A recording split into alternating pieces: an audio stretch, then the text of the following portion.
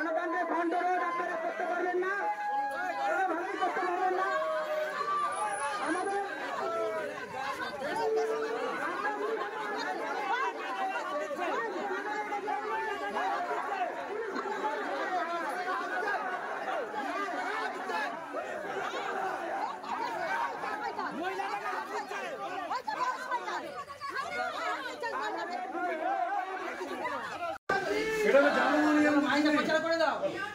আরে ঠিক আছে, ওখানে বললে এত ব্যস্ততা যখন একটা বিরোধী দল আসছে তা শোনার মতন কথা শোনার মতন সময় নেই।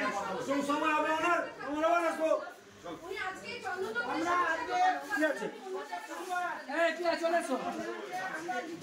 এখান থেকে আমরা যে মেন কিছু পয়েন্ট সেগুলো আমরা তুলে ধরেছি, কিন্তু মেয়র সাহেব আজকে এখানে আমরা যে দফাগুলো নিয়ে এসেছি সেগুলো হলো প্রথমেই রাস্তাঘাটের বেহাল অবস্থা, বেআইনি নির্মাণ, বেআইনিভাবে পুকুর ভরাট, শিক্ষা ক্ষেত্রে উদাসীনতা, স্বাস্থ্য ক্ষেত্রে ভঙ্গুর পরিকাঠামো, এই ছিল আমাদের দাবি।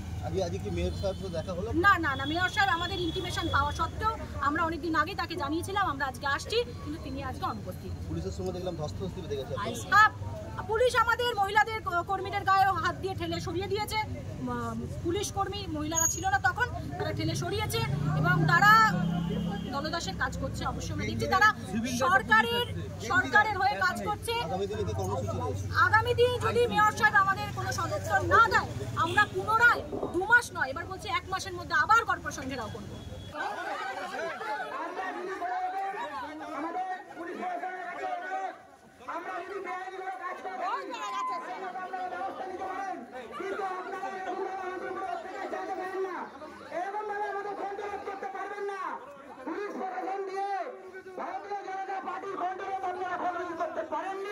না পারবেন না। আমরা আগামী সপ্তাহে আবার এই কর্মসূচি নেব এবং আমরা আজকে জানিয়ে যাচ্ছি পুলিশ